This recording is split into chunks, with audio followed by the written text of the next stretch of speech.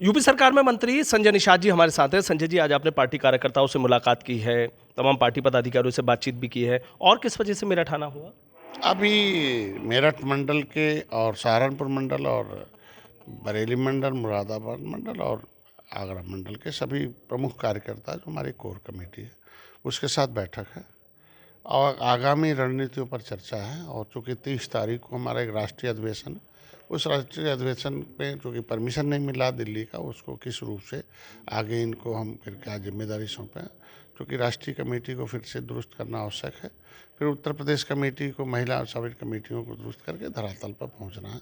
और चूँकि इनके जो सबसे बड़े मुद्दे हैं, आरक्षण से, संवैधानिक अधिकार से न्याय नहीं मिल रहा है इनको अभी तक, तो इस संबंध में इनके एक हमेशा जब खाली टाइम होता कि हमारे चूँकि छोटे मोटे खेती बाड़ी तो है नहीं, लेकिन कुछ लोगों के पास है, तो जब खाली टाइम होता तो उस समय हम लोग मूवमेंट निकालते हैं, लोगों के अंदर जनसंपर्क अभियान निकालते थे। मैंने एक आरक्षण पर किताब लिखी है कि जो आरक्षण राजनीतिक सुरक्षा जो मिली हुई है संविधान में, कि दिल्ली के जो संविधान है केंद्र का, जो संविधान दिवस था कल, उसमें संविधान में हम सुरक्षित हैं, लोकसभा, विधानसभा, विधान परिषद, मझवार और तुरैया, मतलब संवैधानिक अधिकार तुरैया और मझवार ये सुरक्षित है। लेकिन जमुना इस पार या उत्तर प्रदेश में इसको ओबीसी में डाल दिया गया। मेन मुद्दा है कि हमारी जो गिनती होने वाली है आगे, अनुसूचित जात की गिनती 1961 से होती है, हम 61 में गिनती हुई थी, हम 31 से 61 तक, 91 तक अनुसूचित में गिने जाते थे। लेकिन मेरे उपजातियों के नाम को ओबीसी में डाल के हमें धोखा किया। मैं धन्यवाद दूंगा उस समय के तत्कालीन सरकार को कि और राज्यपाल को कि हमें 31 दिसंबर 2016 को पिछड़ी जात की सूची से निकाल दिया। तो मेरी गिनती अनुसूचित जात की सूची मझवार और तुरैया में हो और मेरी पहले गिनती हो जाए, उसके बाद हमें संविधान में मिला हुआ हक दे दिया। तो इनके लिए जिनको गिनती कराना है, जिन्हें अनुसूचित जात की सूची सूचीबद्ध, जिनको लाभ लेना है, अब मान लीजिए युवाओं को भविष्य इनका, तो ये जाने तो मैं क्या कर रहा हूँ, इसके लिए एक टीम बनाई जा रही है और टीम बनाकर आज एक बैठक होगी। बैठक में जो चर्चा में आएगा उसके हिसाब से आगे बढ़ेंगे हम। अच्छा सर, आपने देखा कि जिस तरीके से बात कर रहे हैं, यूपी की अपनी आपने बात की है, लेकिन आपने देखा संभल जैसी घटना है, किस नज़रिए से देखते हैं? ये घटना की निंदा करता हूँ, नहीं होनी चाहिए और यह हम लोगों के लिए निंदनीय है और चिंता का विषय है। लेकिन कुछ सुनियोजित हैं, कुछ सुनियोजित लोग तरीके से लोग इस चीज़ को रखते हैं और अचानक उनका ये हमारे सरकार में, मतलब इस देश के संविधान में, कानून में हिंसा की कोई जगह नहीं है, लेकिन इस तरीके से लोगों का करना उचित नहीं है। और हमको लगता है कि न्यायालय के आदेशों का जो अनुपालन करा रहे थे प्रशासन, उसमें सहयोग करना चाहिए। जो भी करो, न्यायालय ने एक विवाद खत्म कर दिया राम मंदिर का, आराम से सारे लोग अमन चमन से हैं। तो कहीं भी अगर कोई मामला आता है तो हर आदमी को न्यायालय जाने का अधिकार है। तो न्यायालय ने जो निर्देश दिया उस पर होना चाहिए था, लेकिन अब अप्रत्याशित घटना हो गई। आगे अब घटना न हो इसके लिए हम लोग चर्चा कर रहे हैं और हम लोग जिम्मेदारी दी गई है कि इस तरीके से अमन चमन कायम रखा जाए। अच्छा, आपने देखा कि जिस तरीके से समाजवादी पार्टी के सांसद वर्ग हैं, विधायक हैं इकबाल महमूद, उनके खिलाफ भी मुकदमा कायम किया गया है। अब देखिए, होता क्या है कि राजनीतिक व्यक्ति हैं, वो उनके कार्यकर्ता हैं, तो जब वो खुद ही उनके मुखिया हैं, वो लोग उसी के सहारे सांसद बन रहे हैं, विधायक बन रहे हैं, और वो लोग इस तरीके से हरकतों में शामिल रहेंगे और उनको इस तरीके का प्रेरित करेंगे लोगों को, तो निश्चित रूप से मुकदमा होगा।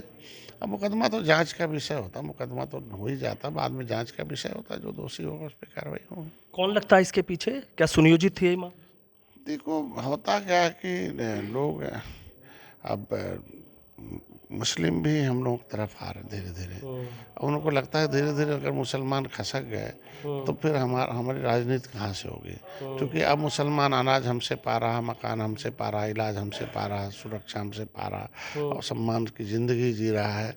एकेडमिक शिक्षा हम दे रहे हैं, उसको डॉक्टर इंजीनियर बनाने के लिए हम प्रेरित कर रहे हैं और भारतीयता, राष्ट्रवाद का जो हम प्रेरणा है उसके अंदर भर रहे हैं। उसकी वजह से उनके भी कुछ वोटर्स हैं जो इधर सब आ रहे हैं, तो उनको इस चिंता का विषय, कहीं भाग न जाए, खिसक न जाए।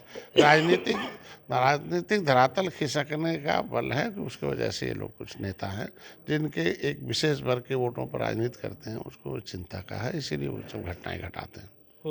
अखिलेश यादव का ये कहना था कि वोटों की लूट की गई, उसके बाद इस तरह की घटना कराई गई, दोनों की नाकामी है पुलिस प्रशासन में। इस समय तो अब इस तरीके का बयान एक बड़े नेता जो पिछड़ों के नहीं होना चाहिए। उनके समय तो लोग पर्चा ही नहीं भर पाते थे। आप कन्नौज की घटना देख सकते होंगे। कन्नौज में एक बार उपचुनाव हो रहा था तो कहाँ कौन पर्चा भर पाया था।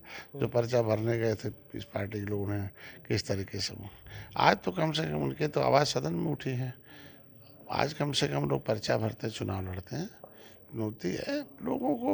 हम चाहते हैं कि एक वैल्यू एडेड पॉलिटिक्स हो। लोग जाने कि हम ये पार्टी जैसे निषाद पार्टी है। निषाद पार्टी का कहना है कि भाई जो राजनीति के शिकार हैं निर्बल हैं, जो बजट के शिकार हैं निर्बल हैं, जो लोगों के शोषण जिनका हुआ, जो संविधान में हिस्सा संविधान में मिले हुए प्रदत्त अधिकार नहीं मिल गया, वो निर्बल हैं। फिर से इनको पॉलिटिकल पार्टनर जो हैं वो पावर पैसे वाले हैं और पॉलिटिकल पार्ट जो है वो बेचारे पुअरनेस है। तो ये जो पुअर पर्सन है, कमज़ोर है, ये फिर से पॉलिटिकल पार्टनर बन जाए, मतलब जो उनके भविष्य को बनाए उसके साथ आए, तो अपने आप इनकी गरीबी खत्म हो जाएगी। तो वैल्यू एडेड पॉलिटिक्स होनी चाहिए कि समाजवादी पार्टी किस लिए बनी थी, बसपा किस लिए बनी थी, कांग्रेस किस लिए बनी थी। ये कम से कम उस चीज़ पर धरातल पर उतरें। मैंने इतने साल था सरकार में, इतना काम किया। लोग काम को दिखाकर वोट लिए। जैसे हम लोग काम निषादों के लिए काम करते हैं कि भाई तुम्हारे आरक्षण पर हम चर्चा कर रहे हैं, आंदोलन कर रहे हैं, तुम्हारे लिए चिट्ठी लिखवा रहा हूँ, तो वो लोग फाइल गायब कराते हैं। मुख्यमंत्री से लिखवाए भी, मुख्यमंत्री के पास मिलने गए थे उस दिन 21 तारीख को विश्व मछुआ दिवस पर।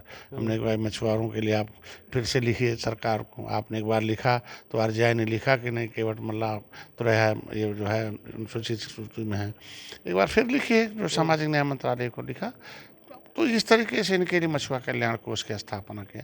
तो ये जो हम काम कर रहे हैं, इनके लिए बीमा है फ्री का, इलाज के लिए व्यवस्था करा दिया कि नई आयुष्मान भारत कार्ड है तो 5 लाख का इलाज का है। इनके शिक्षा के लिए पैसा बिहार नीति बन रही है कि जो बच्चे 11 में पढ़ेंगे वो 10,000, जो BA में पढ़ेंगे 20,000, जो उससे पढ़ेंगे 50,000 लड़के लड़कियों को निषादों को देंगे। तो इनके किसान क्रेडिट कार्ड है। निषादों के पास कोई ज़मीन जायदाद नहीं है, केवल जाल और कोई पहचान होगा। किसान क्रेडिट कार्ड 1,60,000 गारंटी बिना आधार कार्ड पर दिलवा के इनके तो हम काम कर रहे हैं। 60% सब्सिडीज है महिलाओं के नाम से, पुरुषों। तो ये मछुआ दुर्घटना बीमा फ्री का है। तो ये काम के आधार पर हम वोट मांगते हैं, इसलिए निषाद वोट दे रहे हैं। तो इन लोगों को काम के आधार पर इतना लंबे समय तक हम लोग थे राजनीति में, काम किया, काम दिखाएं, निश्चित रूप से जनता उनके साथ रहेगी। अच्छा सर, एक चीज़ और बताइए कि जो उपचुनाव के नतीजे आए, क्या कहना चाहेंगे इनको लेकर? देखो, निषाद 18% आबादी है, वो मुसलमान लगभग उत्तर प्रदेश में 19% है। तो 19% इधर जाता था। पहले 23% SC था। तो पहले तो कांग्रेस ने 23 साल SC के भरोसे राजनीति किया कि उधर जिधर गए उधर है। तो SC फिर कांशीराम आए, हट गया, कांग्रेस खत्म हो गई। फिर मुसलमान 19% भाई दलित और मुसलमान कांग्रेस के पार थे, दोनों हट गए, कांग्रेस खत्म हो गए। 19% मुसलमान हैं, वो इधर उधर कर रहे हैं। लेकिन ये जो निषाद हैं, इनको एकदम लोगों ने भूजा बना दिया था। केवट मल्ला, बिंद कश्यप, कहार धीवर, एक बार बाथन में। तो ये अलग अलग टुकड़े टुकड़े में बटे थे, सब अधिकारों से छटे थे। तो मैंने इनसे कहा भाई एक रहोगे तो सेफ रहोगे। तब भी 18% निषाद जब एक हो गए, कश्यप, कहार धीवर, एक बार बाथन तो रहा। मैंने इनको संविधान किताब लिख दी, निषाद राज का किला दिखा दिया। हमने कहा सबका खून एक ही है। मैं धी मतलब बुद्धि, बर मतलब राजकुमार, बुद्धिमान राजकुमार के बेटे को धीवर कहते हैं, और निषाद राज राजकुमार थे ही। तो ये सारे लोग एक हैं। ये तो अंग्रेज़ों से लड़ने के नाते, छुपने के नाते, या अलग अलग जाति उपजाति में बंट गए हो हैं। ये सारी उपजातियाँ एक हैं। एक हो जाओ और सेफ हो जाओ। एक हो गए, अब सेफ हो रहे हैं। तो 18% निषाद जिसके पास रहता है उसी तरह है। पहले कांग्रेस के पास था, कांग्रेस का बटन दबाता था, कांग्रेस फ्री में जीतती थी, हीरो थी। लेकिन हीरो इन्हें जीतने के बाद इन्हें बनाती थी जीरो, अपने हो जाते थे। फिर ये साइकिल को दबाया 30 साल, बसपा को दबाया, गुस्से में इसको दबा उसको दबा, उनको हीरो बनाया, अपने जीरो बनता रहा। तो हमने कहा अरे, उनको जब बता दिया कि भैया जिसका उस मशीन में बटन होता है उसी को सब मिलता है, EVM मशीन नहीं है। E for employ, B for बिला, M फॉर मनी है। ये 3 चीज़ इस लोकतंत्र में मिलता है। तो तुम भी अपना मशीन में बटन लगवाओ, भोजन भरी थाली। तो ये लोग मान गए हमारी बात। अब कांग्रेस का, सपा का, बसपा का बटन छूना बंद। अब देख लीजिए जीरो हो रहे हैं, भाजपा का बटन दबा रहे हैं। भाजपा हमारे साथ, हम भाजपा के साथ हैं। तो अभी हम लोग भाजपा वैल्यू एडेड पॉलिटिक्स है मोदी योगी के साथ, इसलिए है कि इनके आरक्षण के मुद्दे को 10% आरक्षण अपर कास्ट का कांग्रेस ने दे, मतलब भाजपा ने दिया। महिलाओं को 33 लिख दिया। तो इनका जो आरक्षण लिखा हुआ है संविधान में, तो देंगे तो मोदी ही होगी, जिसको देना भाई, बाकी तो देना था ही नहीं, खाली लॉलीपॉप दिया। तो इनको पूरा विश्वास है कि भाजपा के साथ रहने से हमारे आरक्षण के मुद्दे जल्दी हल हो जाएंगे। अखिलेश यादव का जो पीडीए का फार्मूला था इस उपचुनाव में क्या रहा? अब वो तो हम लोगों को कुछ पीडीए मानते निषाद को, तो गोली नहीं चलवाते हैं। तो और पीडीए मानते तो जब वो सत्ता में थे तो इनकी समस्या समाधान कर देते। तो पीडीए में जब वो सत्ता से बाहर रहते तब पीडीए का नाम आता, सत्ता में जाने के बाद तो फिर अमर सिंह एंड कंपनी होगी, आजम खां एंड कंपनी नज़र आती, 2 कंपनी उनके पास है। और बहन जी जब जो दलितों की बात करती हैं, जब पहुंच जाती हैं तो सतीश मिश्रा एंड कंपनी आ जाती है, फिर और कोई कंपनी नज़र नहीं। तो आज के दिन में ये जो पीढ़ी है, हम लोग राजवर भाई हम हैं, आशीष जी हैं, आखिर क्या हैं? ये जो है उपेक्षित समुदाय की राजनीति करते हैं। तो ये भी इनके लिए 30 साल था। 30 साल अगर इन लोगों ने काम किया होता तो शायद आज के दिन में किसी से वोट मांगने की जरूरत नहीं पड़ती। अच्छा सर, एक आखिरी सवाल मेरा धीरेन्द्र शास्त्री को लेकर। धीरेन्द्र शास्त्री के 2 बयान है। उनका कहना है कि 2 जाति होनी चाहिए, अमीर और गरीब। और एक बात और उन्होंने कही है कि अभी तो 20%, अगर 50% हो गए तो क्या होगा? नहीं, 20 नहीं है, 19 हैं। केंद्र में राष्ट्रीय स्तर पर 14 हैं। भी अल्पसंख्यक का गणना होता है, उसमें और भी जातियाँ हैं, और अल्पसंख्यकों में और उत्तर प्रदेश में अधिक है, 19% के आसपास। निश्चित रूप से ये सोचने का विषय है कि अगर धार्मिक उन्माद के आधार पर राजनीति होगा तो नुकसान होगा। आज के दिन में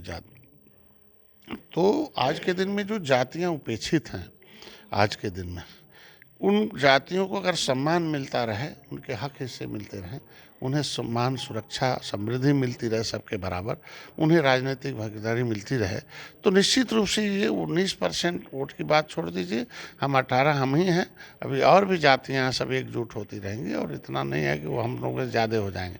और धीरे धीरे उनको शिक्षा, स्वास्थ्य, रोजगार मिलता रहे, तो उनको शिक्षा, जैसे हम उनमें अल्पसंख्यकों में शिक्षा देंगे तो उनके यहाँ संख्या कम होगी। शिक्षा कम होने के नाते संख्या बढ़ रही है। जैसे हम शिक्षित करेंगे तो हर आदमी अपने बच्चे को प्रेम चाहता है, विकास चाहता है, समृद्धि चाहता है, तो ज़्यादा बच्चे नहीं पैदा करेगा, बल्कि वो 1-2 बच्चे पड़ेगा कि जिनको हम परवरिश कर लें और अपने हमारे वारिस के रूप में बना रहने पाएँ। तो ये शिक्षा के अभाव में, जो कि सच्चर कमेटी का रिपोर्ट कहती है कि पिछली सरकारों ने एक इतना उपेक्षित रखा मुसलमानों के कि उनके अंदर शिक्षा गायब हो गया, स्वास्थ्य गायब हो गया। जब दोनों गायब हो गया तो गरीबी आ गई। अब इतनी गरीब हो गए कि उनकी दशा SC/ST से खराब हो गई।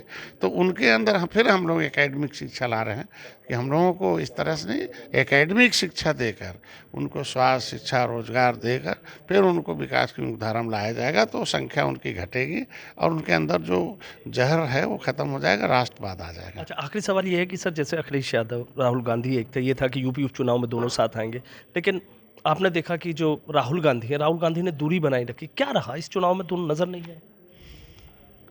नहीं, एक्चुअल में सवाल पूछते ना कि आखिर क्यों नहीं लड़े, आखिर क्यों आप समर्थन कर दिए कांग्रेस का।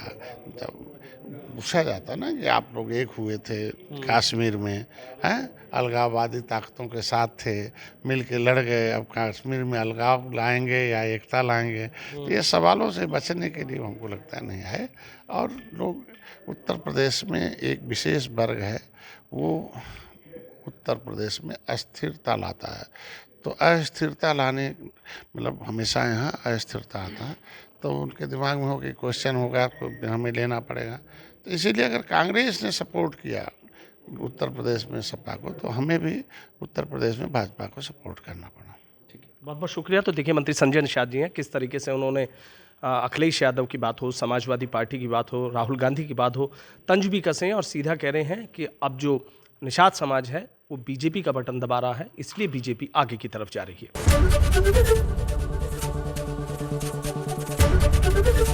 ABP गंगा, खबर आपकी, जुबान आपकी।